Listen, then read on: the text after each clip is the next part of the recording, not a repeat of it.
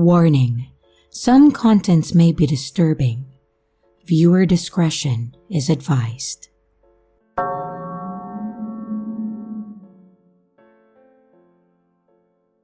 So, for some much needed context, I'm a nudist.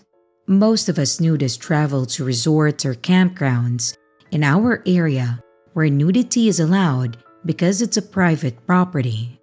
These campgrounds are often near the woods or on the outskirts of their respected towns, as nudism isn't exactly an accepted lifestyle. This encounter took place at a campground last July. I won't mention the place for privacy reasons, but just know that it sits on about 5 acres of rural land surrounded by hundreds of acres of dense forest and hills. I planned on staying at this campground for 3 nights. It was Monday to Wednesday, so besides those who lived on the grounds, there weren't many people out and about, but whatever, I liked the seclusion. After checking in and dropping my bag at my cabin, I went over to the pool to swim. After swimming a few laps and enjoying the sunshine, I noticed something. At the top of one of the hills overlooking the campground stood a man looking right at me. Normally, that wouldn't mean much, but he was clothed. I should probably mention now that this campground isn't a standard nudist campground. About 90% of nudist campgrounds are clothing optional, meaning you are allowed to wear clothes if you choose, apart for some exceptions like in the pool or shower areas. But this campground was nude, only, meaning unless in the case of extreme weather or women when menstruating, all clothing was prohibited, and I know that this place is a strict enforcer of that, so a clothed person was a bit out of the ordinary. At first, I thought the man was possibly a worker, being that they usually will wear something while doing maintenance to protect themselves. But this guy was wearing blue jeans and a black hoodie with a hood up. It felt off, especially being that it was 85 degrees outside. He stood there frozen like a statue with his hands in his hoodie pocket. The campground had natural trails that were accessible to the public, but being that it was so far from town and that all the locals knew of the place, having unsuspected visitors like this was virtually non-existent. Even though I was creeped out by this guy, I knew I needed to tell the people in the office about him to shoo him away. So, I got up, dried myself off, and made my way to the office. I told the 2 older ladies working at the office about what I saw, being that they knew me because I came here often. They took my claim seriously. I brought them to where I saw him by the pool. But yep, you guessed it. He was gone. I was gone for about 2 minutes, giving him plenty of time to walk away, and being that it was so early in the morning, I doubt anyone else saw him. We went up to the top of the hill to see if we could spot him, but no luck. I figured that because he saw me go to the office and that I just straight up spotted him, that I probably scared him off. He was a creep, yes, but I rationalized the whole thing by thinking he was probably just some local who ventured too far down the trail. So I went on about my day. As the day went on, people came and went as any normal campground would, and I had almost completely forgotten about the encounter. That was until night fell. This campground offered cabins for rent for the guests, and lucky me, I had the cabin closest to the trail. It was very cozy and small, no more than 2 to 3 parking spaces of room, and had paper-thin wood as the walls, allowing me to hear even the faintest of sounds from outside. My cabin was away from pretty much anyone. My nearest neighbor was a local, we'll call him Sam, who lived in his trailer about 150 feet away from my cabin. I was laying on the bed, reading a book, when I could hear faint crunching of twigs and grass from outside the cabin, almost like footsteps. At first, I thought it was Sam because he usually would smoke around this time, but something about the frequency of the footsteps made them suspicious, as if they were trying to be as discreet as possible. I got up from my bed and slowly peered through the blinds. It took me a while to see, but I could just make out a figure slowly walking toward Sam's trailer. My heart sank.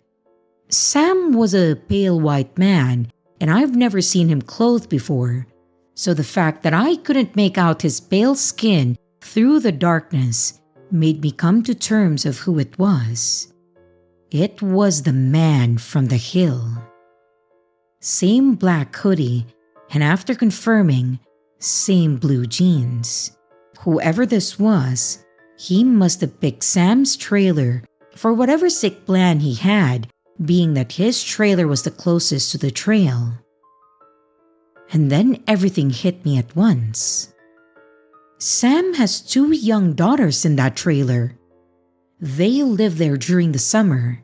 Sam was the only one with kids that actually lived at the campground. This guy somehow knew that and has plans to do God knows what. Who knows how long he's been secretly watching them. I saw him on that hill, and he was only 100 feet from the trailer, probably doing one last dry run before his plan. I knew that I had to do something. I grabbed my phone and I called Sam. Calling the police would have been pointless, being how far we were from the closest station. The phone rang and rang and rang, and he wasn't picking up. I called again and again, occasionally peeking out the blinds, again to see the man walking around the trailer. And after the 5th time, I saw the man stand on a box and peer into a window. I decided that I needed to do something drastic. I was going to go out there and handle this myself. I didn't have the time to get my clothes from my bag, so I just threw on my hiking boots, and as soon as I opened my cabin door, I hear a high-pitched scream. I snap my head in the direction of the trailer, and I see all the lights flick on, revealing the man climbing out of the window from the trailer and start running down the trail. Without even thinking, I chased after him. I could hear Sam yell, "What happened?" as one of his daughters explained the situation. Sam then takes off as well, seeing me in pursuit. I could just barely make out the man's blue jeans, but he was much faster than Sam and I. The fucker got away. I stopped to catch my breath, with Sam catching up to me doing the same. I told him what I saw, and we made our way back to the trailer to regroup. By then, a few other residents were out their trailers with his daughters, being told what happened. A few of the other men went into the trail to see if they could find anything, while I called the police. It took 30 minutes for the police to get here, and we told them what happened, and soon some officers also went into the woods. We never found out who the man was, and since then, Sam and his daughter sold their trailer and moved out just weeks later. I haven't been back to that campground since, and from what I hear, the residents have moved on from all of this.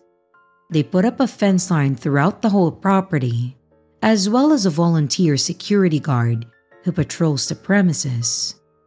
So, to the man who stalked 2 young girls for who knows how long and attempted to break into their trailer, let's not meet.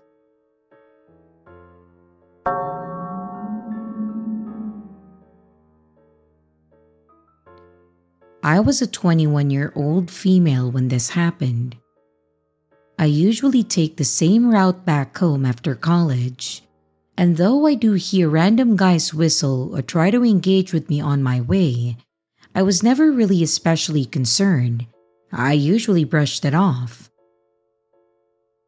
For some context, I'm a very naive-looking person, if that makes sense. I can't help it. I'm an introvert, and I have learned to accept it, but I'm also super paranoid, thankfully.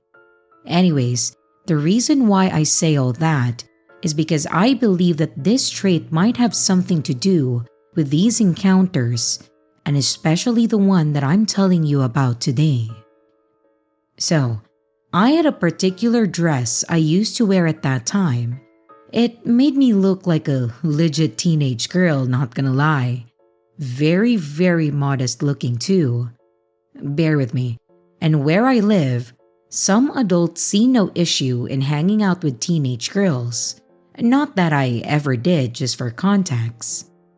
So, I get off the cab that day, and from there, I have no choice but to walk a relatively long distance to get home. On my way, I feel like a car is slowing down behind me, slowly going in the same direction. I didn't think anything of it until that guy started honking at me. That's when I started getting more and more anxious as he wouldn't stop. I reached the first of two turns that I usually take, and this is where the guy parked on the side. He quickly rolled down his window, revealing a really friendly face. He looked like he really needed some help. He was a foreigner. I got closer to the car to hear what he was asking for. He wanted to know how to get to the closest paved road, because most of the neighborhoods where I lived are covered in sand. We lived next to the desert. As I started explaining, I turned my head to the side and pointed in the direction that I was advising him to take. When I turned back to face him, in less than 2 seconds, he had unbuttoned his pants, taken them down, and flashed me right in the face with his genitals. I quickly turned around and walked away feeling dizzy. He simply rolled up his window and very nonchalantly drove off as if nothing had happened. Looking back, I realized I was very lucky because there was no one around who could have helped me. If he had decided to pull me in, it could have been much worse.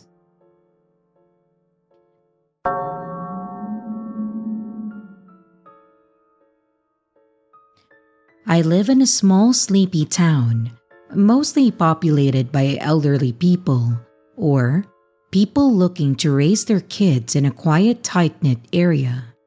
The highest form of crime that goes on here is domestic abuse or someone trying to rob the gas stations, which usually fails since the only gas stations in town are neighboring the police department. I have always been a paranoid kid, my mother having taught me to be afraid of the world. Now, I have schizoaffective disorder. I hallucinate often, and sometimes it's hard to tell real people from hallucinations. Tonight was a night where I was 100% sure that this man was real. The night began with me and my buddy deciding to hang out around late 8 p.m. We were planning on going to the local grocery store with a combined $25 to get snacks.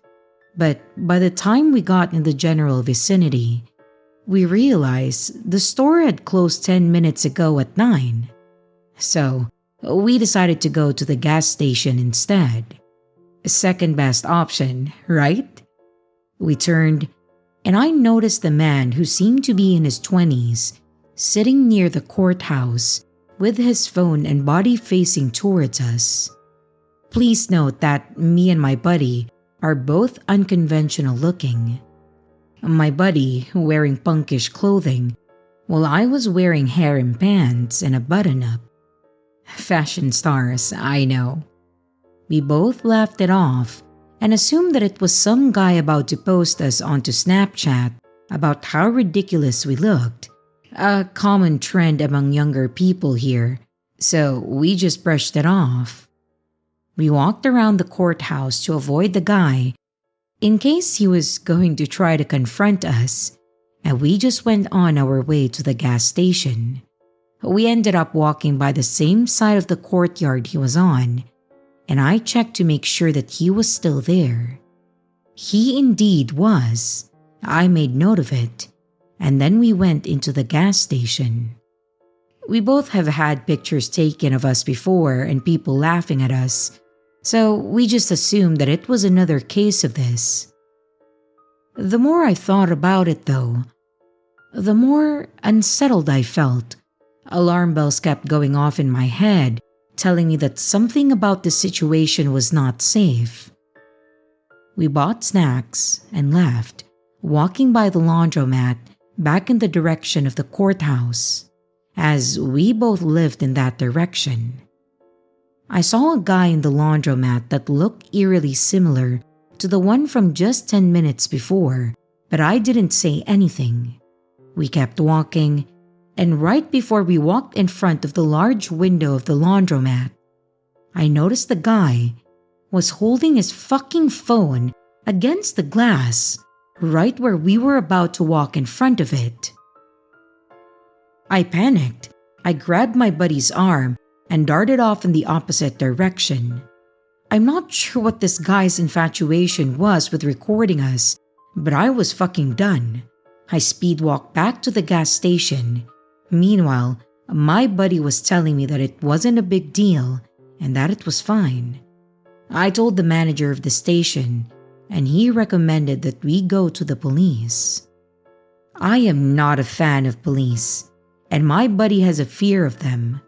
But we had no weapons and no way of defending ourselves other than our hands, and who knows what this guy had on him.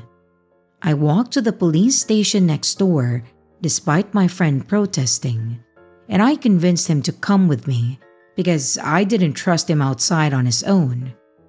Besides, the guy was now sitting outside the laundromat for some reason. After a small wait, we got our names taken, birthdays, and 2 officers came and spoke with us. We described the guy, and they mentioned that they had already gotten a call involving the laundromat and were on the way over there anyways.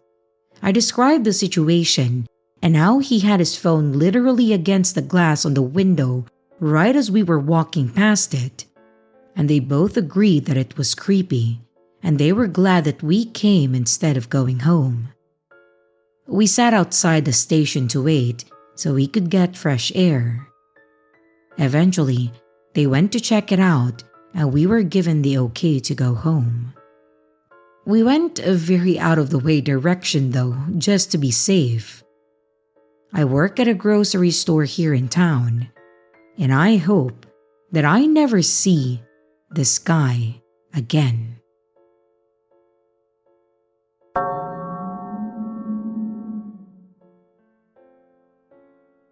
I'm a 22-year-old male. It was just a regular morning. I had just gotten off the bus and I was walking the 5 minutes to campus with my headphones on. The university was massive, plastered with signs. You really couldn't miss it, and it's an important detail. Still, a dirty little minivan pulled up beside me. The man inside looked like he was in his 40s. His clothes were grimy, the van was grimy, but nothing strange. It's normal for those local vans that haul all kinds of junk. He asked gently where the uni was. I pointed, smiled, told him that it was straight ahead, and declined his offer of a lift. It seemed generous. And then he drove off. I put my headphones back in and kept walking. 1 minute later, the van was stopped in front of me again. "Get in," he said. "I'll give you a ride." I smiled and repeated the same. No thanks. I was a few steps away. He stared at me for a few seconds and then drove away. I kept going. My friend called, telling me that he would be late and to wait in the cafeteria. I answered the phone, and as I talked, the van rolled up beside me for the third time. He asked again, but this time, the tone had shifted. He looked at me longer. His gaze slid from my chest to my feet. He wasn't just offering help anymore. He looked tense, like someone who expected to be obeyed. I put the phone out of my ear and I told him, "Dude, the uni is literally 2 steps away." I pointed. "Thanks, but no." He watched me for a few seconds more and then drove off. I was busy with all the studies that waited me, so I didn't pay attention. The road stayed nearly empty. By then, I realized that he wasn't lost. If he wanted to get to campus, he'd already be there.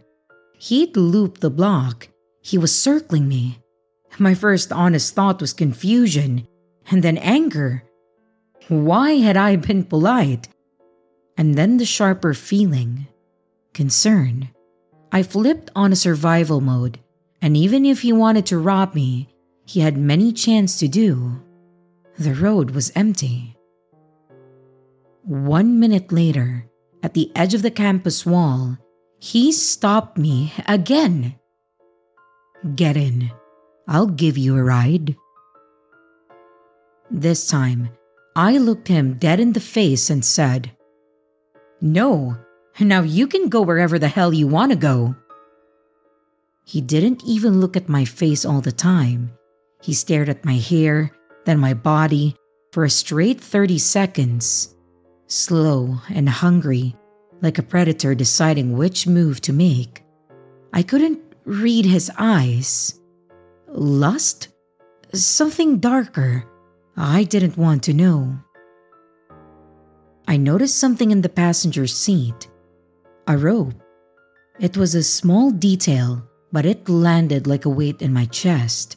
For a second, I imagined scenes. I'll jump him, I'll punch him, I'll teach him a lesson. I felt that boiling stupid hero instinct. The idea that I could handle it because I'm a guy like him. I wasn't a very strong guy, but I thought that I had a good chance. Or because I can't let this slide because I'm a man. I crossed the road and slipped through the university gate, leaving the van behind me. But the van pulled up near the campus walls and parked. I stopped inside the door, frozen and shaking with a mess of emotions. Shock, confusion, anger.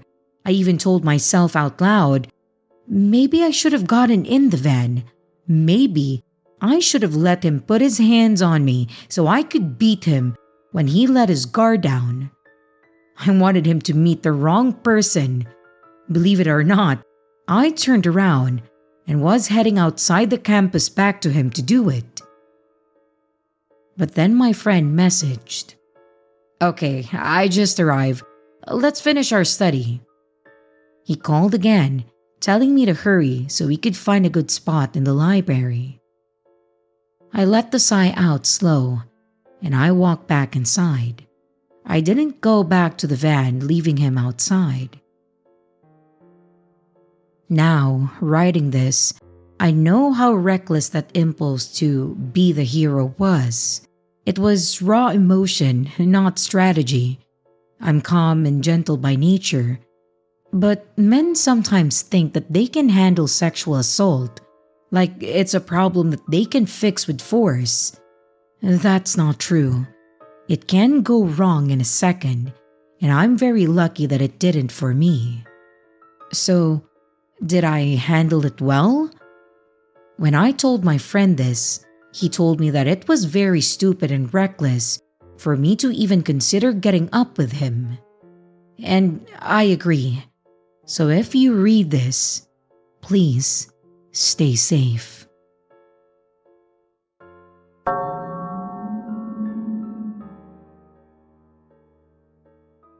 I've been a long time lurker on a number of true scary story groups and platforms, and after reading all the horrifying things that everyone else went through, I thought that I should go ahead and share what happened to me in my senior year of high school. Well, I guess it didn't technically happen to me. It happened to my friend, whom we are going to call Lily for the sake of privacy. But it was a terrible situation, and I was definitely a part of it. It also involved an instructor at our high school, who we're just going to refer to as Mr. Smith. To set the stage a bit, Mr. Smith was a newer teacher at our school. Our senior year was his first year teaching at our school. He wasn't the youngest teacher, and he looked to be in his mid to late 30s. But he was charismatic and quickly became popular because he seemed to relate to us kids. He was one of those teachers that was in the know about pop culture and things that the students liked, and a lot of us students really adored him and his class. He was an English teacher, and he actually made the class engaging and entertaining. My friend Lily and I were in the same hour with Mr. Smith, and from the beginning I couldn't help but notice that Mr. Smith did seem to pay her an unusual amount of attention. At first, I thought that it was just him trying to help her out a bit extra in the class and making sure that she was understanding things and not struggling, which I have seen before. However, there was one day that completely solidified all the suspicions that I had and made me see that the attention that Mr. Smith was giving to Lily was not innocent or professional. One day, at the end of the school day, I realized that I had accidentally forgotten to turn in an assignment for Mr. Smith's class, and I made a beeline to the room so that I could get it turned in. When I opened the door, I saw Mr. Smith and Lily in the room, and while they weren't doing anything obvious, the feeling of the room was definitely inappropriate. They were both clothed, obviously, but it was pretty clear to me that something was going on or being talked about that shouldn't be talked about in a classroom setting. I timidly entered the room and I handed my assignment to Mr. Smith. And as I did, he thanked me and said something like, "Anyways, Lily, if you need more help, we can set aside a time here in the future to figure things out." She said okay, and she actually walked out of the room with me.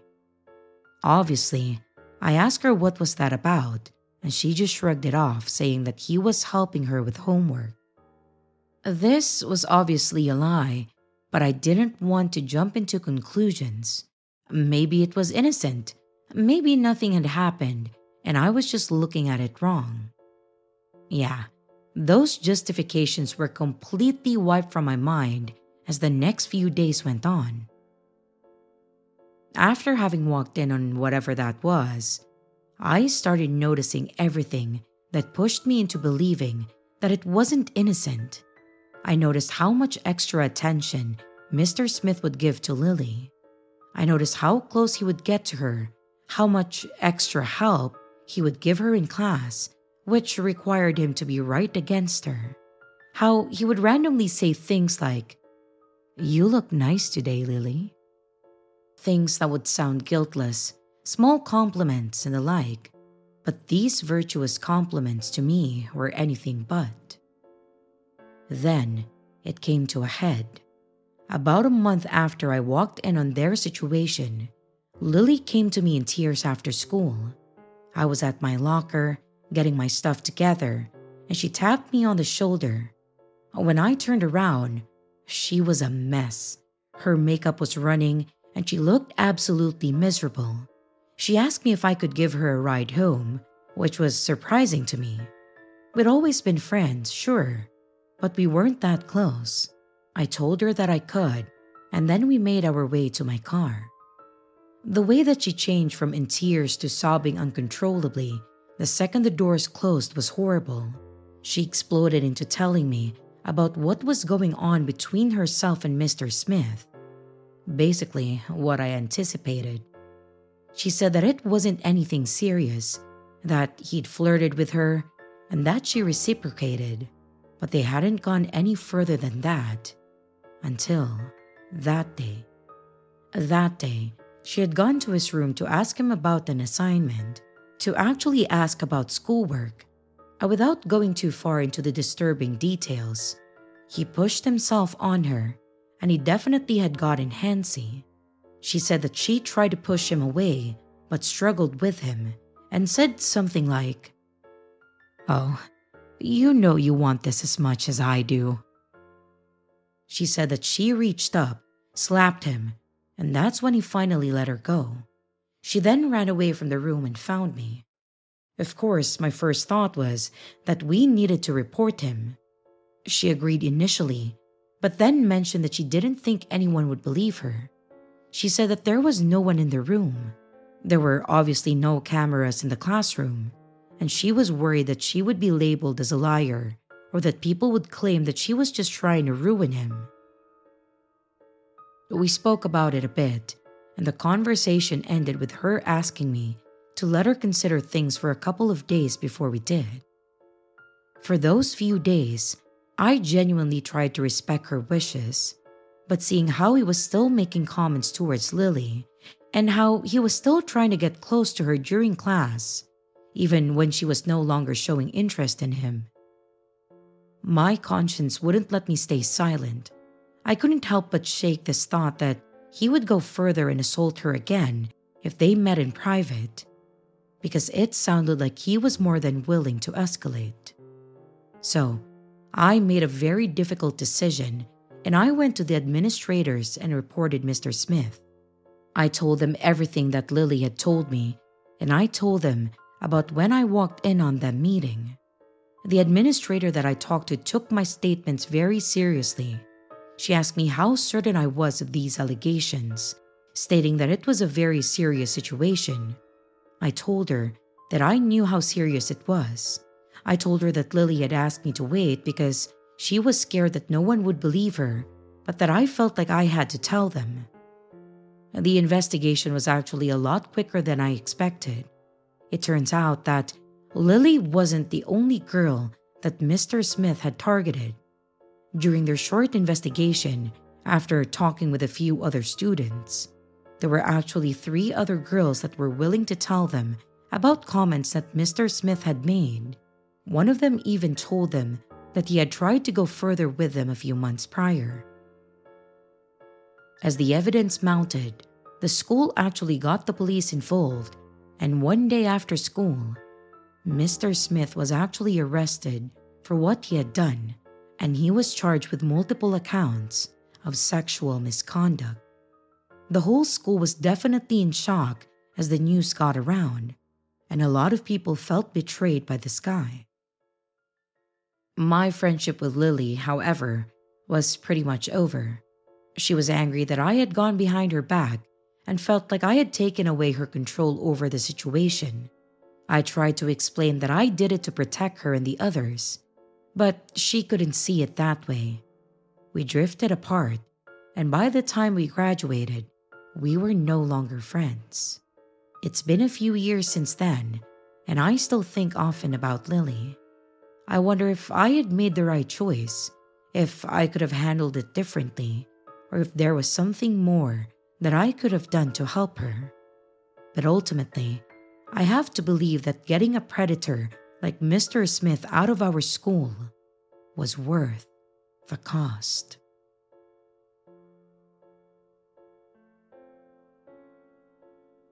Hello everyone, this is MCT.